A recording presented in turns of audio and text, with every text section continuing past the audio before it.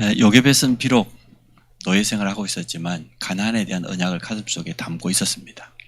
그렇기 때문에 아들 모세에게 젖되기 전까지 그 언약을 전달했습니다. 그 언약은 결국은 성취되어졌습니다. 오늘 여러분 가슴속에 무엇을 담고 있습니까? 그건 반드시 응답되게 돼 있습니다.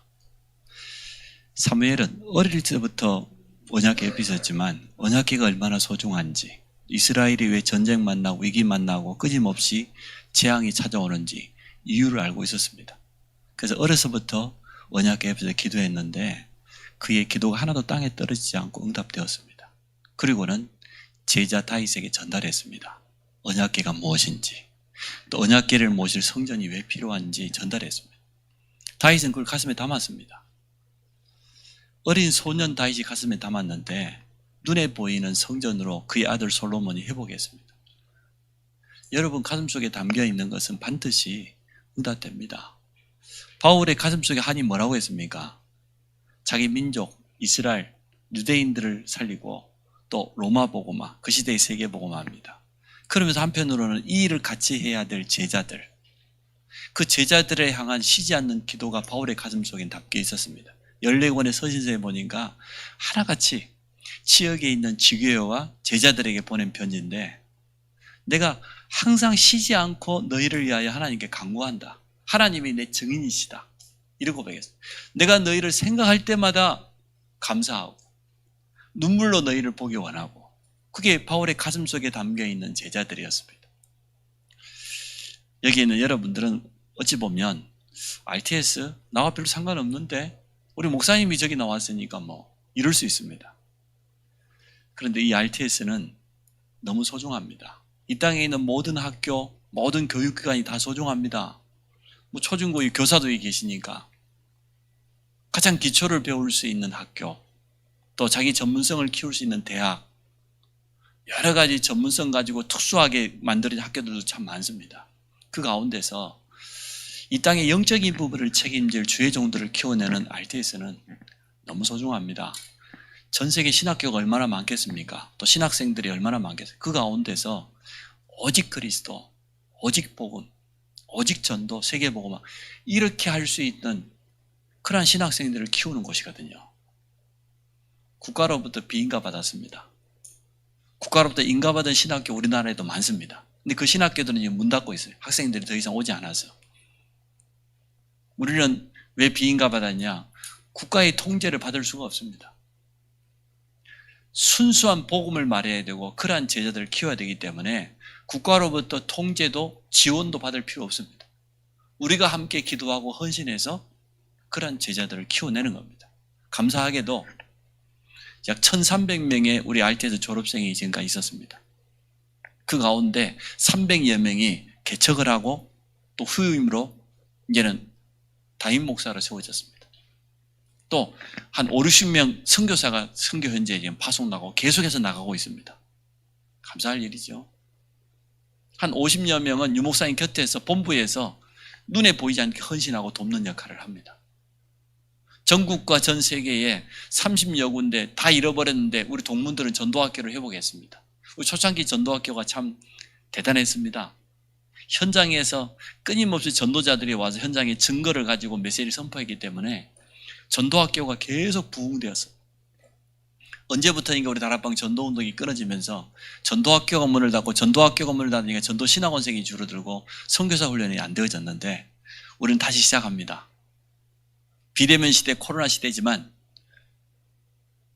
영상을 통해서 비대면으로 저 유럽, 아프리카, 미국 모든 나라에 지금 동문 전도학교를 계속해 펼쳐가고 있습니다. 그래서 오늘 RTS 주일입니다. 렘넌트 신학교를 가슴에 담고 우리가 함께 기도하는 그런 시간 되기 바랍니다. 지금 여러분 잘 알고 있지 않습니까? 세계 교회가 위기를 만나 있습니다. 왜 세계 교회가 위기를 만나 있습니까? 미자립이 90%라고 말하고 또 자립됐다 할지라도 교회 안에 문제들이 굉장히 많습니다. 그래서 교회들이 아예 문 닫는 시대를 맞이했어요. 어쩌면 이럴 수가 있습니까? 코로나인데 한 주에 우리 한국 안에서만 약 100개에서 200개 교회가 매주마다 문을 닫아요. 그러면 52주인데 1년이면 몇 개입니까? 5,000개, 10,000개 교회가 문을 닫고 있어요.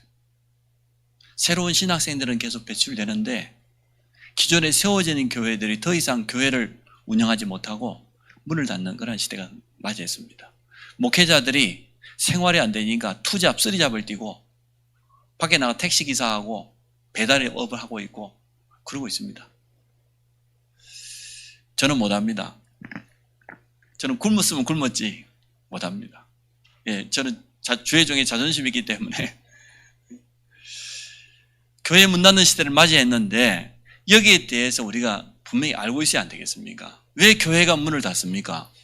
성도가 계속해서 감소하고 있습니다. 왜 감소할까요? 성도들이 감소할 때 남아있는 성도들조차 교회 안에서 방황하고 시험 들고 갈등 생기고 이렇게 하고 있습니다.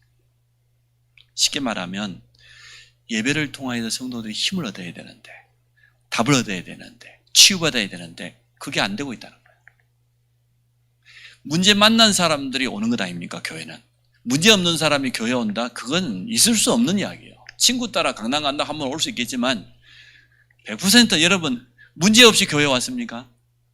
여러분 인생에 도무지 해결할 수 없는 그런 문제 때문에 전도자를 통해 복음받고 이 자리에 온 것 아닙니까? 문제 만난 성도들이 교회 와서 말씀으로 답을 얻어야 되고 말씀으로 힘을 얻어야 되고 치유받아야 되는데 그게 안 되니까 성도들끼리 서로 갈등 생기고 분쟁이 일으키고 계속해서 방황하고 있고 사단은 가만히 있지 않습니다. 이처럼 교회를 공격합니다. 적그리스도 이단들은 그래서 저 세상에 불신자 전도하지 않습니다. 기존 교인들에게 접근은 저에게도 한 달에 한 번씩 평택에 무슨 신천지 무슨 교회가 매달마다 보내요. 나보고 정신 차리고 빨리 오라고. 나보고 사꾼 목사라고. 사꾼? 이리가 오면은 양을 버리고 도망가는 게 사꾼인데 저는 여러분을 버리고 도망간 적이 없습니다. 앞으로도 그럴 일은 없습니다. 근데 교회 문 닫는 시대예요. 성도들이 방황하고 흔들리고 있는 그러한 시대가 되어버렸습니다. 그러면 교회 안에서 이러면 교회 밖의 현장은 어떻게 되겠습니까? 전도운동이 일어나겠습니까? 전도운동이 끊어져. 그러면 우리의 미래는 어떻게 됩니까? 우리 미래가 결국은 후대들인데 주일학교는 곧 문 닫을 판이에요. 그래서 교회 안에 있는 성도는 방황하고 현장에는 전도운동이 일어나지 않고 미래를 책임져야 될 우리 주역인 후대들은 아예 교회를 떠나가고 있고 이러한 시대예요. 왜 이럴까요?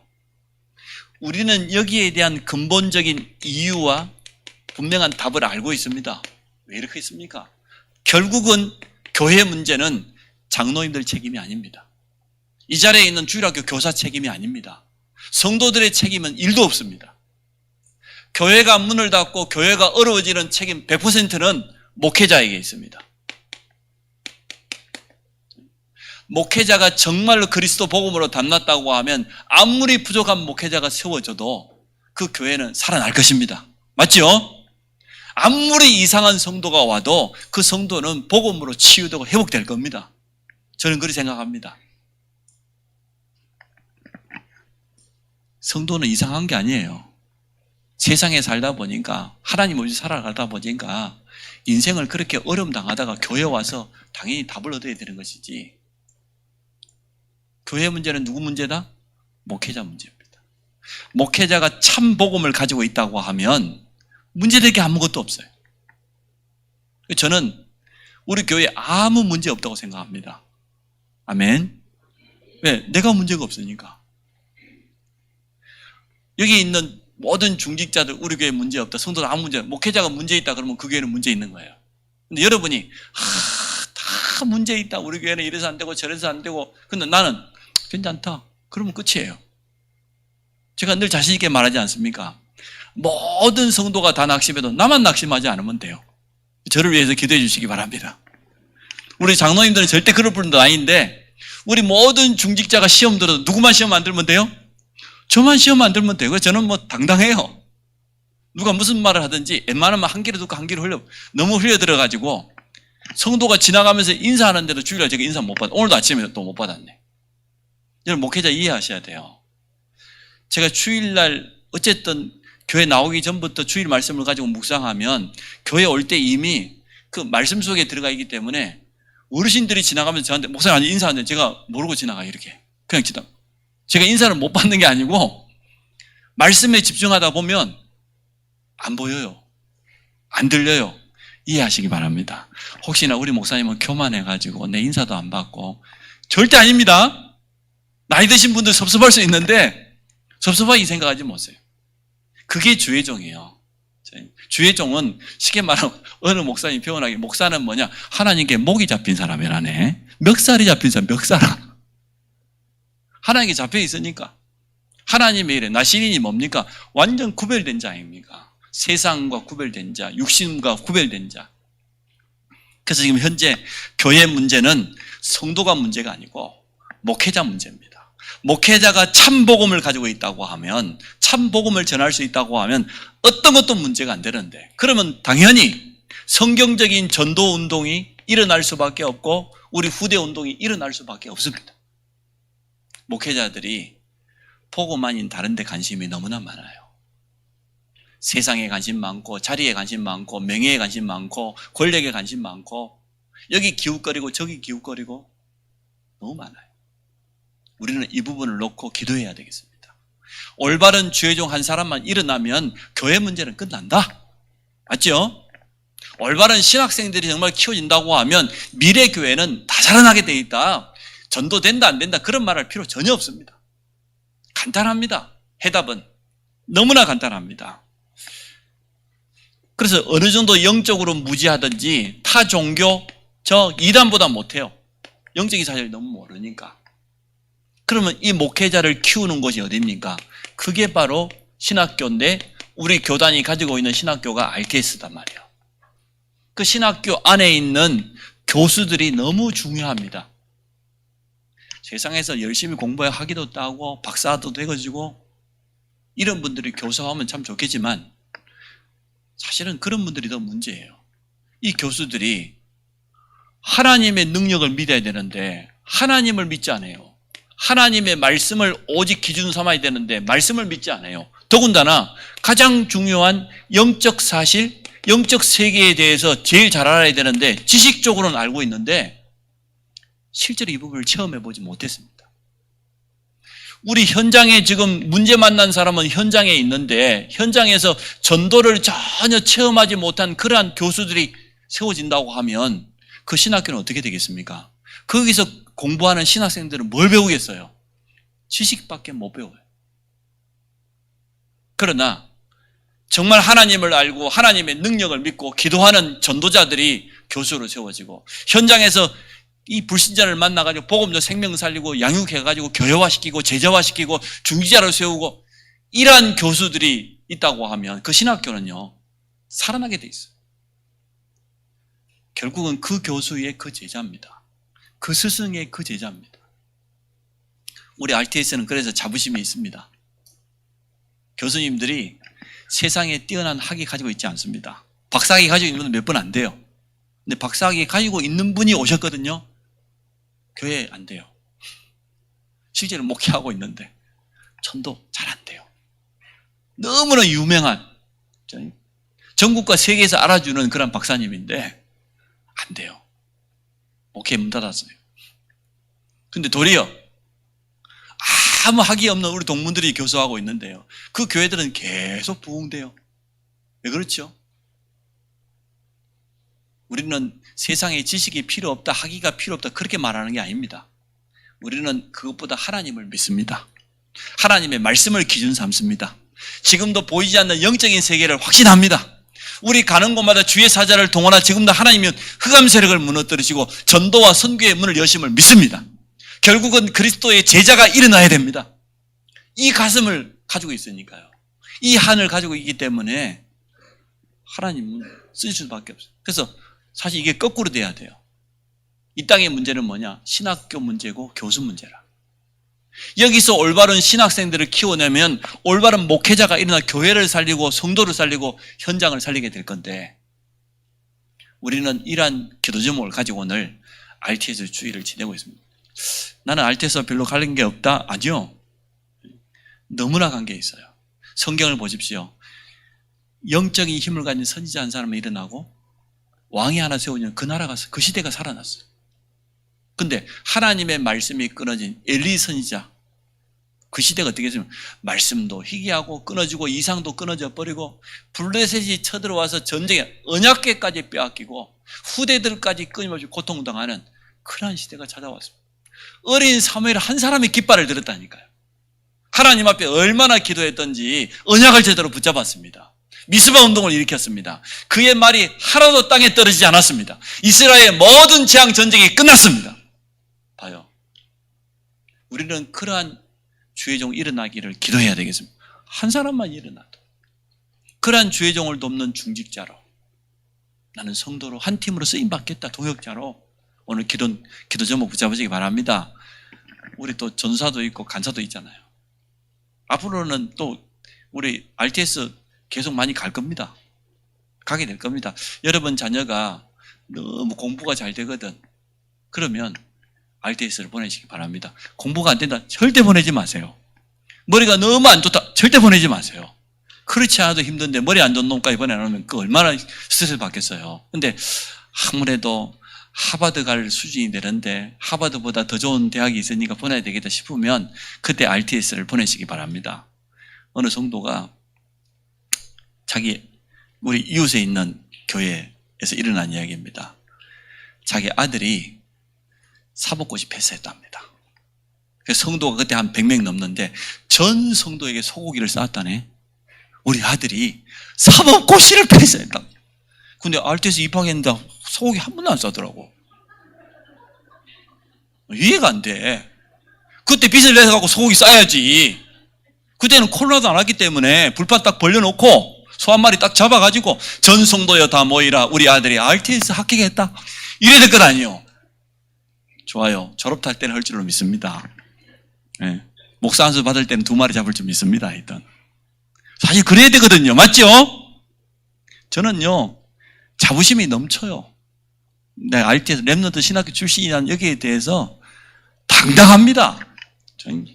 정부에서 인가 안 하게 된 정부 알아주는 학위 하나도 없는데 내 가슴 속에 있는 학위는 막 넘쳐요. 자부심이. 어쩌다가 내가 이 축복이 된 현장 속에 와서 이 마지막 때 성경적인 전도운동이 회복되고 전도자를 만나가지고 함께 쓰임받고 있는 거, 여러분처럼 귀한 성도들과 함께 지역과 민족과 세계복음화를 위해서 기도하고 있다는 그 자체만 해도 저는 자다가도 깜짝 놀랄 일이요. 아무리 생각해도 내 힘으로 절대 할 수 없는, 하나님의 은혜로하고밖에 표현할 길이 없어요. 여러분 그런 감격이 있습니까? 눈을 보니까 감격이 좀 없는 것 같아요. 마스크를 안 벗어보니까 이런 표정을 알 수가 없는데, 요즘 제가 설교하기 어려웠습니다. 성도 20, 30명 앉아놓고 성가대도 없지, 사회자 나오고 찬송 하나 띡 부르고 들어가 앞으로 내가 설교를 해야 되는데, 성도들 마음이 열려야 이거 메시지가 전달될 건데, 성가대 있을 때는 정말 좋았습니다. 우리 성가대가요 또 수준이 굉장히 영적으로 높아요. 지휘자도 높고 반주자도 높고 성가대원들도 그렇고, 성가대가 딱 찬양하면 성도들 마음은 다 열어버려요.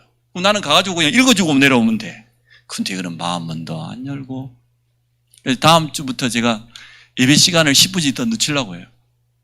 좀 기도하고 좀 찬양하고 그래야 되겠다. 내가 설교를 줄이더라도 좀 성도들이 짠하고 마음을 열었을 때 그때 내가 등장을 해야 되겠다, 그런 생각이 되었어요. 우리 찬양 인도하고 사회자들 위해서 기도해 주시기 바랍니다.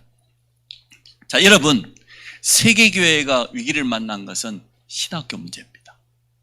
더 자세히 하면 교수들 문제입니다.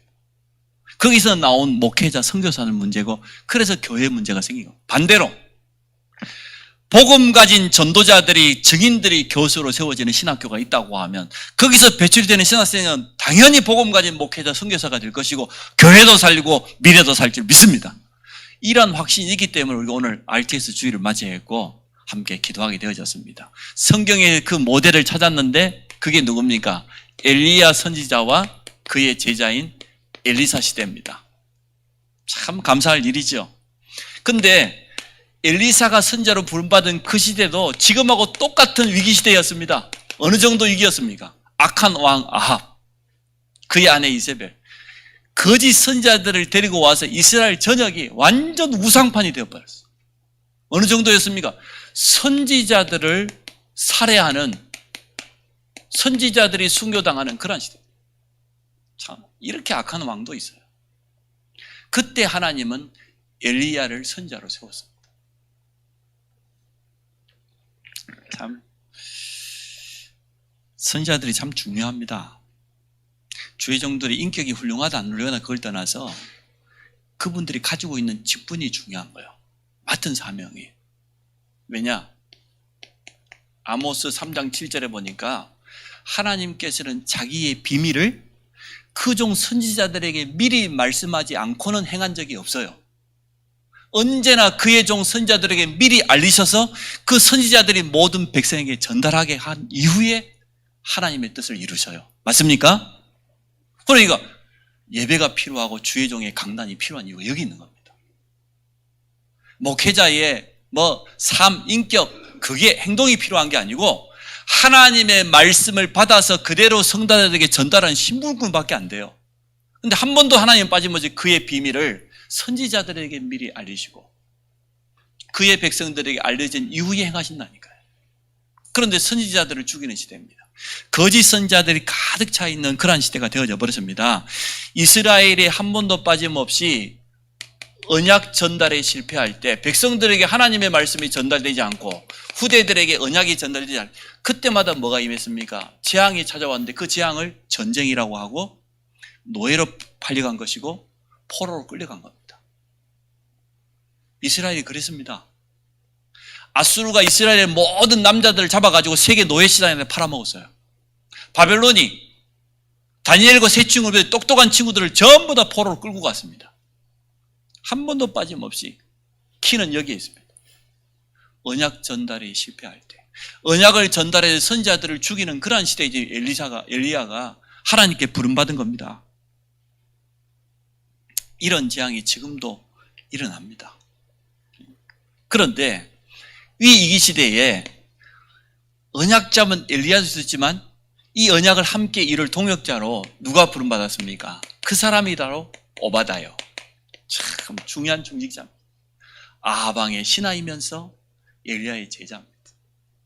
선지자를 죽이는 시대에 100명의 선지자들을 감춰놓고 보호했다니까요. 다 굴 속에 50명씩 두 굴 속에다 가둬놓고 다 감춰놓고 식사 때마다 음식을 전달해주고 물도 전달해주고 100명을 뒤수발하려고 하면 얼마나 힘들었겠어요. 자기 혼자서 도무지 할 수 없는 거. 가족들의 힘 가지고도 안 돼요. 틀림없이 여기에 돕는 무명의 제자들이 있었을 거예요. 그 사람들과 함께 이 100명의 선지자들이 밖에 나올 수 없으니까 다 감춰놓고 말이에요. 그들을 도왔어요. 아마 지금 같으면 지리산 피아골에 있는 좋은 동굴에다가 감춰놓고 그랬겠죠. 근데 이 일은 단순한 헌신이 아니고 자기 자신과 자기 가족들의 모든 생명을 건 그런 헌신이었습니다. 참 위기 시대인데 보통 사람이 아니에요. 저는 이렇게 생각합니다. 아하방이 그걸 알았을 것이다. 그러나 오바댜가 너무나 필요한 신하이기 때문에 발견하지를 못했을 것이다. 불신자들도 자기에게 도움되는 사람은 절대 못 버립니다. 예수 믿는 사람이라도 불신자에게 도움되면요 굉장히 좋아합니다. 그런데 아무리 예수 믿는 사람이 불신자 도움 안 되면요 싫어합니다. 뭐라고 말하면 예수 믿는 것들이 이렇게 하면서 손가락 해가면서 여러분 정말요 불신자에게도 필요한 사람 되시기 바랍니다. 우리 랩런트들도 공부해서 남 주냐 그러는데 맞습니다. 공부해서 남 줘야 됩니다. 우리가 응답받고 성공해서 남을 줘야 돼. 다른 사람 살려야 돼. 세상 말이 전부 틀린 말이라 알고 보니까 너무너무 틀린 말이 많아요. 어쨌든 오바다는 가장 위기시대에 엘리야와 오바다 이 사람이요 한 팀이요. 그 응답이 뭡니까? 갈멜산의 응답이잖아요. 하나님은 이걸 너무 기뻐하시는 거예요. 갈멜산의 응답이 뭐겠습니까? 많이 있겠습니다만은 참 신이 누구냐? 참 하나님이 누구냐? 그걸 갈멜산에 나타낸 거예요. 저 850명의 거짓 선지자 바알 아세라 그게 참 신이냐? 그게 거짓 신이요. 귀신이요.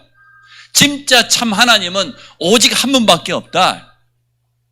여호와. 두 번째가 뭡니까? 참 선지자가 누구냐?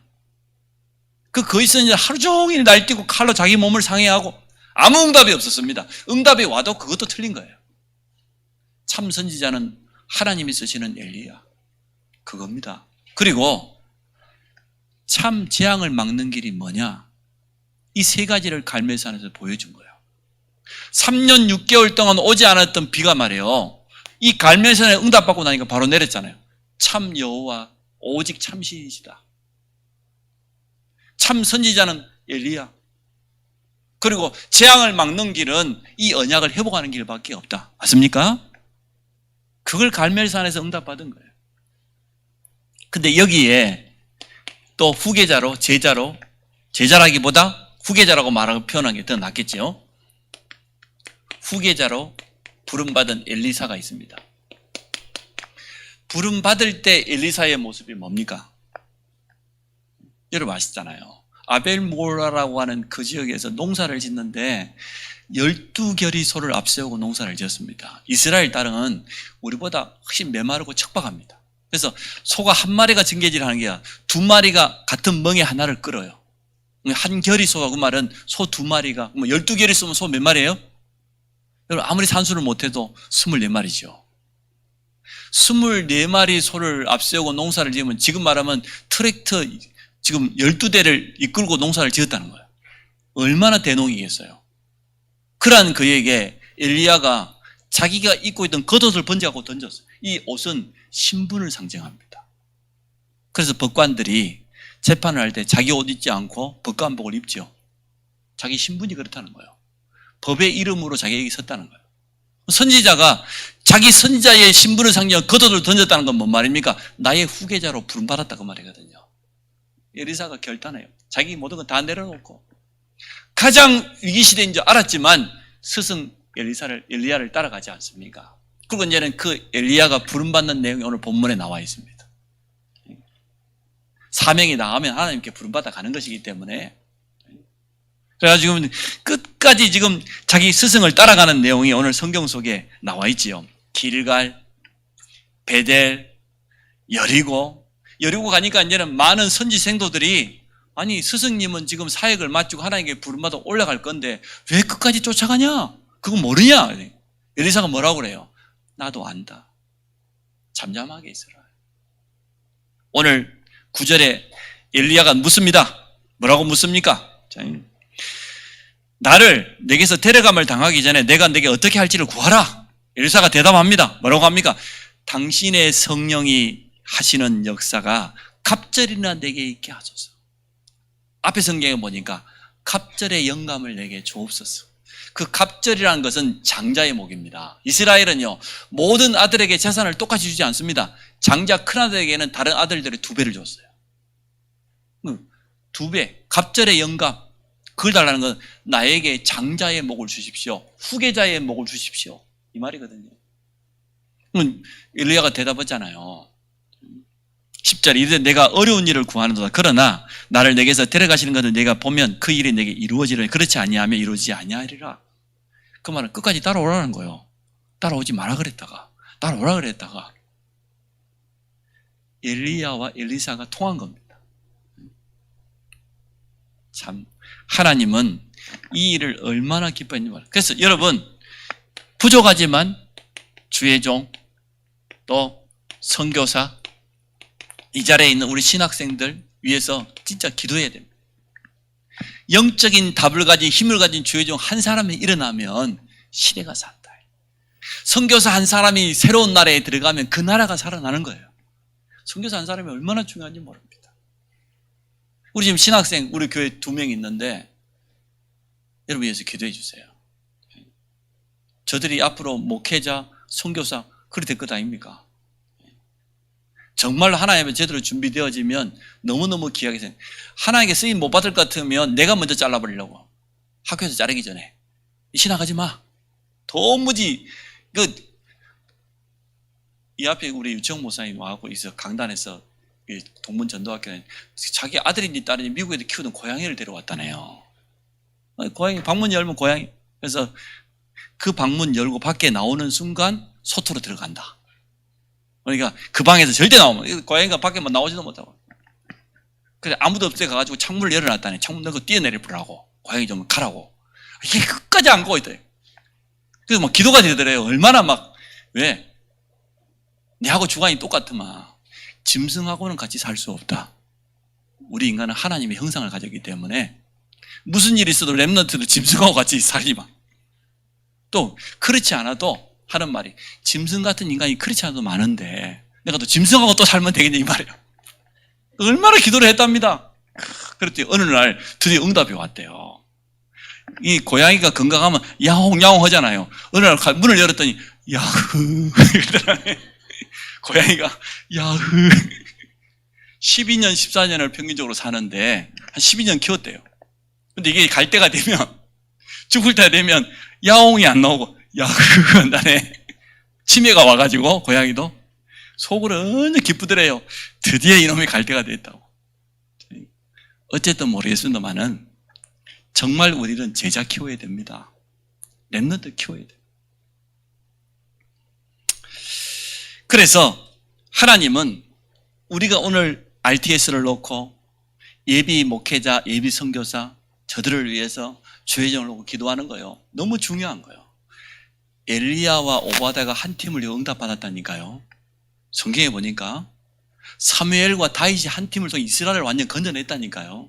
그 한 팀의 응답을 여러분하고 너무 관계 있는 거예요. 여러분과 저가 팀을 이루어서 안성 살리고 평택 살리고 나가 민족 살리고 세계 살릴 것 아닙니까? 우리 신학생들이 정말 중직자 한 사람을 만나가지고 함께 하나님의 뜻을 이루었다. 얼마나 소중한 일입니까? 이름 없는 수냄 여인이 수가성 가부 같은 이런 사람들이 죄종들을 도왔습니다. 하나님은 그거에 너무 기뻐요. 라합이 제대로 알지도 못하고 정탐꾼들을 숨겨주고 도와줬는데 그게요. 예수 그리스도 족보 속에 일어났어요. 그런 일이 일어날 줄 상상 못했겠죠. 오늘 여러분 깨닫는 은혜 있기를 주의 이름으로 축복합니다. 하나님은 이 일을 너무나 기뻐하세요. 도단성의 역사를 알지 않습니까? 아람 군대로부터 보호하는 하늘의 불말과 불병을 동원되었는데 이스라엘 왕이 엘리사를 보고 말해 아버지여, 내 아버지여 그러잖아요. 주의 종을 얼마나 귀하게 생각했던지 이스라엘의 아버지, 이스라엘을 영적으로 책임지는 보호자 이렇게 불렀다니까요. 그래서 안성 평택의 문제는 보라 시장이 아니고 평택 시장이 아니고 우리 교회 책임입니다. 더 나아가서 저 책임입니다. 목회자 책임이에요. 자, 그래서 우리는 오늘 RTS 또 RU 놓고 마음속에 담고 기도해야 되겠습니다. 우리 RTS의 현황을 보니까 제가 서론에 설명했던 것처럼 지금 약 1,300명이 졸업했어요. 그래서 이제 목회자로, 선교사로, 전문사역자로 귀하게 쓰임받고 있습니다. 하나님은 이 일을 참 기뻐하셔요. 근데 여기에 지금 교수로 쓰임받고 있는 사람들이 하나같이 현장의 증인들입니다. 정확한 복음을 체험하고 또 신학생 때부터 현장에서 꾸준히 성경적인 전도운동을 체험하고 그 증거를 가지고 교회를 개척하고 응답받은 사람들이 교수로 적어 있었어요. 아마 여기는 신학생은 느낄 겁니다. 세상에 뛰어난 학위도 필요하지만 사실은 현장에서 정말 잃어버렸던 성경적인 전도신학 이것을 회복한 그러한 교수들, 이러한 증인들이 필요하다는 것을 오늘 RTS에서 기도해야 됩니다. 세계 지금 신학교들이 다 문 닫고 있습니다. 남아있는 신학교들이 참 복음을 말하는 그런 신학교들이 별로 없습니다. 뭐 자유신학, 신신학부터 해가지고요. 하나님 말씀 안 믿어요. 성경에 있는 것을 과학적인 상식과 세상적인 지식의 기준에 맞으면 인정하고 안 맞으면 인정하지 않아요. 영적인 세계 다 무시하는 건데 참요. 사단이 무섭게 신학교들을 파고들어서 가장 중요한 것만 알지 못하더라고요. 오직 예수? 그렇게 말하지 않는 신학교가 절반이 넘습니다. 참요. 너무나 안타까운 시대예요. 그런데 우리 RTS는 아예 오직 그리스도, 오직 세계복음화 그거예요. 다른 거 없어요. 또 우리는 왜 RU를 위해서 기도해야 됩니까? 지금 237 나라에 가보니까, 다민족 현장에 가보니까, 선교 현장에 가보니까 현지의 교육자들이 신학을 하지를 못했어요. 할 수 있는 여건이 안 되었습니다. 신학교도 없지, 시스템도 없지. 아니, 청년들이 그냥 은혜 받고 사명이 있으면 오늘부터 전도사 해? 이래가지고 전도사 목사하고 있으니까 무슨 신학을 하겠어요? 성경을 알겠습니까? 공부를 했습니까? 뭐가 있겠어요? 올바른 메시지 할 수 없지요. 그래서 지금 이 현장 속에 있는 일단 교육자들부터 살려야 된다. 그게 RU의 첫 번째 목적이에요. 그러면 이 목회자들을 도울 수 있는 중직자들이 그 속에 있을 거다. 산업인들, 그 가운데 젊은 영산업인들, 또 앞으로 그들을 도울 후대 랩런트들, 이들을 제대로 키우기 위해서 RU를 세웠습니다. RTS와 함께 RU가 지금 전 세계에 지금 계속해서 확산되어 가고 있습니다. 우리는 이 부분을 알고 함께 기도하기를 원합니다. 또 우리가 이 이유를 가지고 이유 있는 헌신을 하게 되면 어떻게 됩니까? 다윗이 이유를 가지고 다 골리앗 앞에 설지 않습니까? 정말로 올바른 언약을 붙잡고 헌신하게 된다고 하면 그건 보통 축복이 아니에요. 여러분 인생에 미래를 향한 가장 소중한 투자가요, 신학생활을 올바로 키우는 거예요. 신학생활을 위해서 기도하는 거예요. 우리 자녀들이 물론 뭐 잘 돼가지고 교수도 되어지고 중요한 CEO도 되어지고 정치인 지도자도 되어지고 그거 필요하겠죠. 근데 그거 가지고는 이 땅 변화시킬 수 없습니다. 참 복음 가진 전도자들을 키워내지 않으면 우리 미래는 또 이런 위기 시대가 또 반복되어서, 그래서 오늘 여기 있는 우리 모든 성도들이 다가올 미래를, 시대를 준비하는 그런 중요한 언약 잡기를 주의 이름으로 축복합니다. 결론입니다. 세 가지 운동이 제대로 일어날 수 있도록 기도해 주시기 바랍니다. 오직 복음운동. 복음운동 아닌 것들이 너무 많아요. 경건운동, 율법운동, 불건전 신비운동, 체험운동, 은사운동. 그거 필요하지만 그게 주가 아닙니다. 오직 예수가 그리스도라는 참 복음 가지고 현장에다 답을 주고 치유하고 제자 키울 수 있는 복음운동이 회복되어지도록, 그냥 전도가 아니지요. 우리 주님이 남겼던 성경적인 전도운동, 사도들과 초대교회가 붙잡았던 이 운동이 회복돼야 되겠어요. 그래서 우리 RTS는 참 소중합니다. 그래서 237을 향하여서, 미래를 향하여서 올바로 제자운동할 수 있는 그러한 신학교로 자리매김하게 될 겁니다. 오늘 우리는 이러한 중요한 가슴을 담고 이 자리에 섰습니다. 또 RTS 주일 맞이해도 우리가 같이 헌신에 참여하게 됐습니다. 우리 성도들의 기도가 하나로 모아져서 우리 RTS와 RU를 통하여서 세계복음화의 가장 중요한 주역으로 저들을 쓰실 것을 믿습니다. 하나님께 감사를 드립니다. RTS 주일을 맞이하여서 한 번도 빠짐없이 올바른 주의 종 전도자들이 일어나는 시대가 살아났던 것처럼 이 마지막 때에 재앙을 막으며 하나님의 마음을 시원케 할 수 있는 참 전도자들을 키워낼 수 있도록 축복하여 주옵소서. 여기에 전 성도가 마음을 담고 함께 헌신할 수 있도록 축복해 주심을 감사합니다. 예수 그리스도 이름으로 기도합니다. 아멘.